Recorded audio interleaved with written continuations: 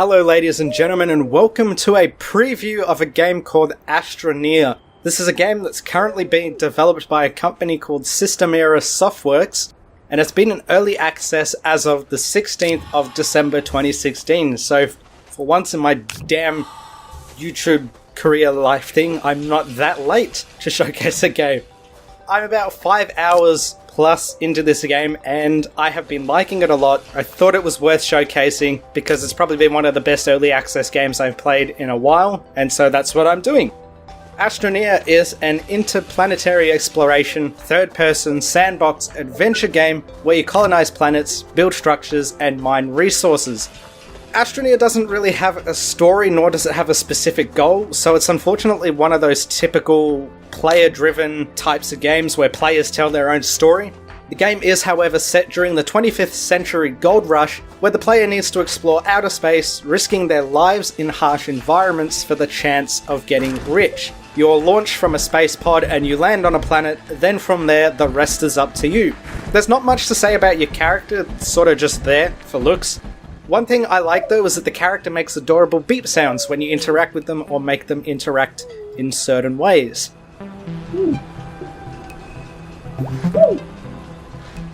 Astroneer offers a few features, some of which are the ability to explore and reshape distant worlds. You have to survive on these procedurally generated planets.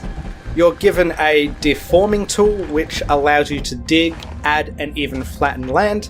You can build vehicles that allow you to traverse the planet or travel to new planets and moons. There's crafting, building, and even the ability to modify your vehicle with certain modules. There's 4-player online drop-in, drop-out co-op. There's also no enemies, but there's dangerous occurrences and elements in the game that can kill you.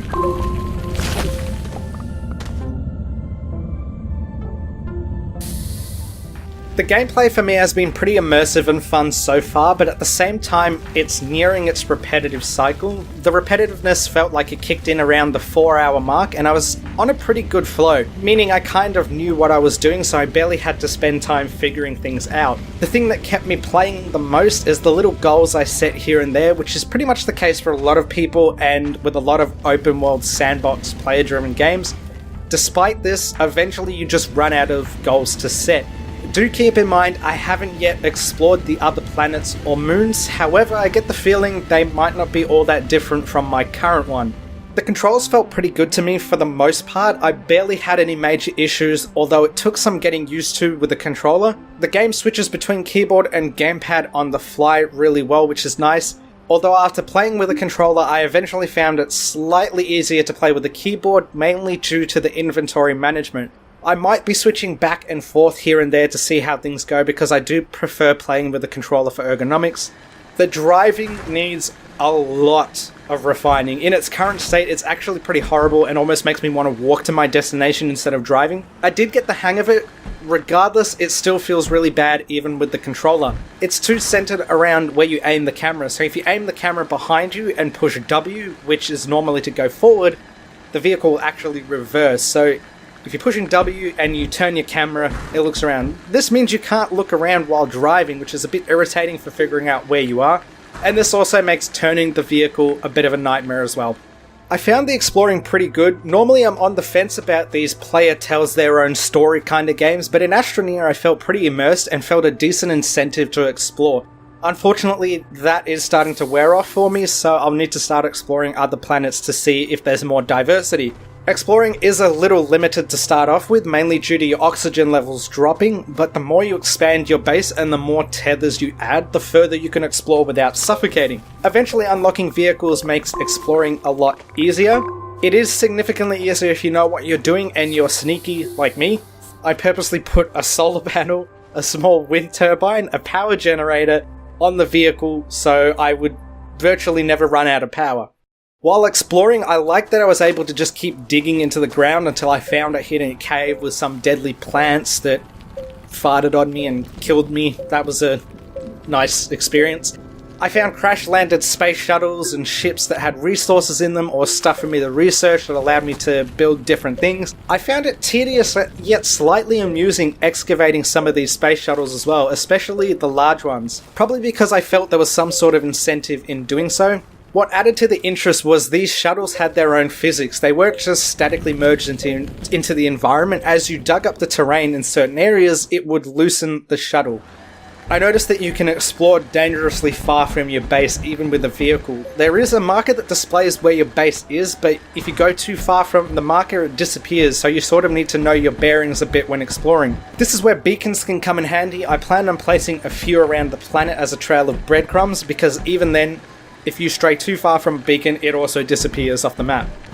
One issue I did have in particular with the gameplay was that pausing doesn't actually pause the game when you're playing by yourself. I think they may have accidentally left the game in a multiplayer mode or something like that, so that does need to be fixed for solo players. If the developers do watch this though, I'd suggest the same network options that the Borderlands franchise uses. It gave you the option to have your private game, which was basically your solo.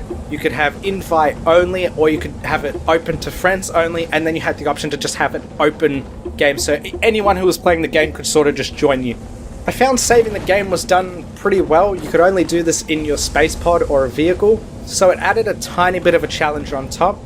I encountered sandstorms a few times, which I thought were pretty cool. They weren't small either, they basically took up the entire planet. I like that if I got into a sandstorm, my character would move slower, would put his arm up in front of his head and be moving more slow. I liked that it reduced my visibility, and I liked that it flung around debris, which I tried to dodge as much as I could, but I got hit enough times that it eventually killed me. It adds an extra layer of danger to the game to look out for, because you can only avoid it by either hiding in your space pod, vehicle, or digging a hole in the ground and just hiding in there until it passes. I found a nice bit of attention to detail is that some vehicles and small space shuttles you own can be moved by the force of the wind in these sandstorms. That was kind of cool.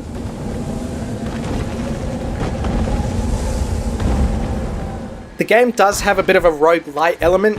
When you die, you can actually lose everything in your inventory, including upgrades, but anything attached to your backpack's side slots will remain there. Fortunately, there is a marker showing you where your last death was, which allows you to get everything back if you died in a somewhat safe place. I felt the gameplay was easy once you got the hang of it. The survival mechanics weren't all that difficult to grasp, but it still required you to be on your toes. If you're not careful, you can end up paying for it with your life and valuable inventory. The terrain manipulation was sort of easy to get the hang of. There was a big cursor ring that changed its look depending on the mode you set the deform tool to. You could dig through pretty much anything as well. You can flatten land to cover up any mess you made, or create mountains, which was really cool. This helped in a lot of areas where my vehicle couldn't get through or over, so all I had to do was manipulate the terrain to make it more traversable. I found the crafting and building fairly easy to understand and manage. If you're crafting, it tells you the resource you need to use and takes it from your inventory automatically. If you're building, it does the same, but you manually place the resources on the building's platform and it will build it. One thing that I felt stood out to me was the options you had to power your base. You had solar power, wind turbines, actual power resources that you could just feed it, and generators that use organic resources to create power. It meant I was able to create a somewhat continuous power source for my base and the buildings. I did find an annoying bug with the tethers. When placing them back in your inventory, if you put them over a used inventory slot, it would make the item disappear and basically destroy it. It was annoying because the idea is that when you've finished exploring an area you won't return to, you put them back in your inventory to reuse them again somewhere else. The visuals actually look really nice, although they could be a bit better given the type of game that it is, but I like the overall look of the game. They're easy on the eyes and there's a lot of colour in the environment. It has a cartoony art style which makes you feel a little more relaxed while playing the game, even though the thought of surviving and dying is constantly lingering over you. It has some performance issues. I'd say it's not that well optimized. It definitely could be a lot better. I'm not saying it should be like maximum settings 144 frames per second, but a steady 40 to 50 frames per second would be nice, giving them room for error with any patches that affect optimization. I am playing on a GTX 980 Ti, and if I set it to a resolution of 1920 by 1080, the frame rate can dip as low as 20 frames per second with some noticeable lag. Set it to 1600 by 900 and it looks noticeably worse, i.e. it has jagged edges and it looks slightly blurry, but it goes as high as 60 frames per second with dips as low as 25 to 35 frames per second. So it's fairly inconsistent and hard for me to say what it currently averages for the frame rate. I noticed the draw distance is really low, even at its maximum setting as well. Like, I'll be walking around, then stop and stand what looks to be around 15 to 20 minutes away from some vegetation, then after a few seconds it appears out of nowhere. One thing to note is the more I played and the more I built structures, the worse the lag started to get. I tried playing with the view distance a bit to see if that helps, but it doesn't seem to do much. I tried turning it down, putting it up, doesn't do anything. Either way, in the game's current state, it's just bearable.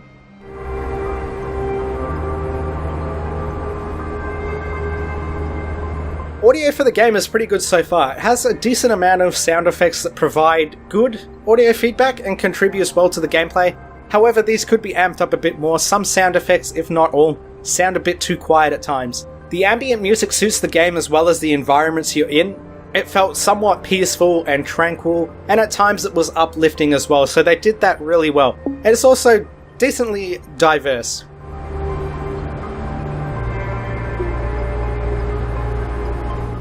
Now on to some of the usual boring stuff I normally include in these videos.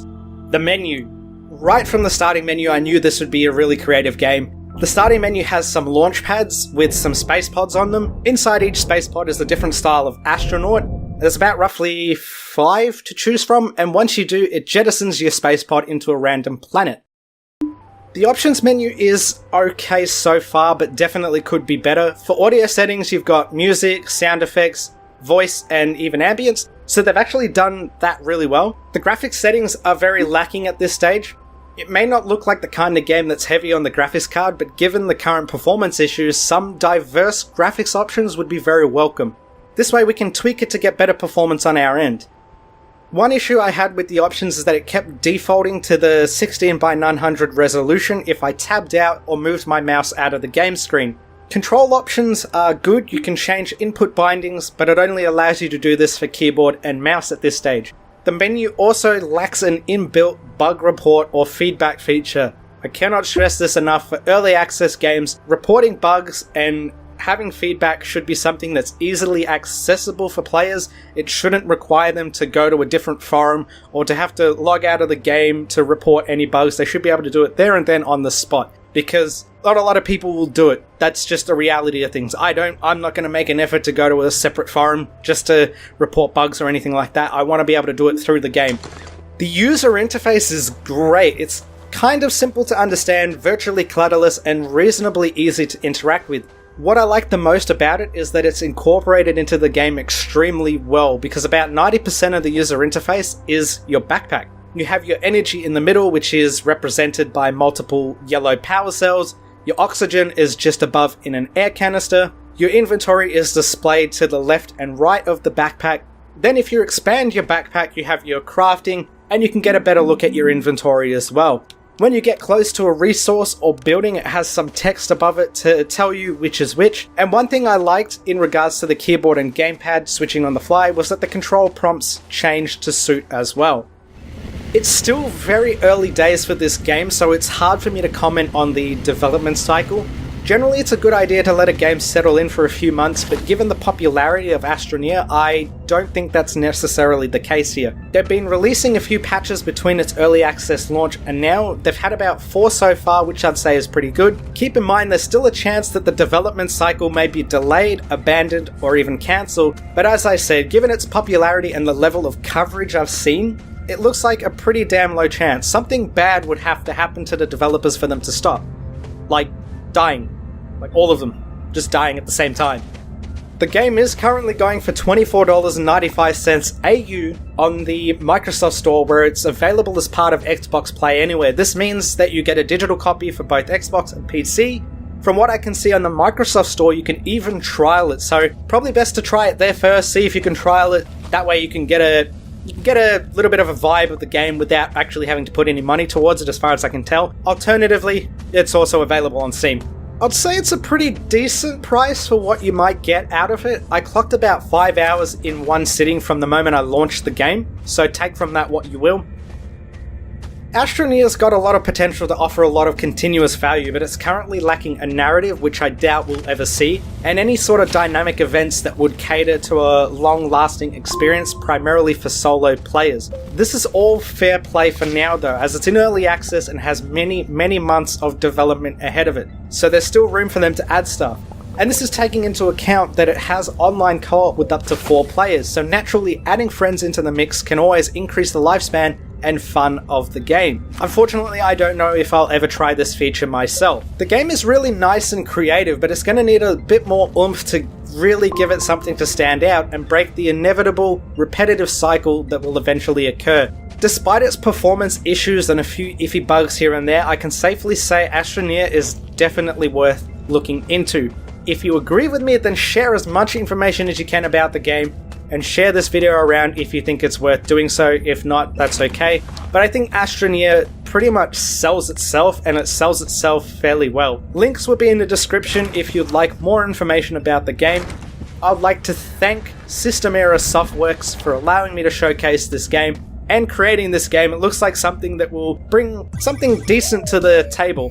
And I'd like to thank each and every one of you who watched the video this far. As usual, ladies and gentlemen, I will see you in the next video.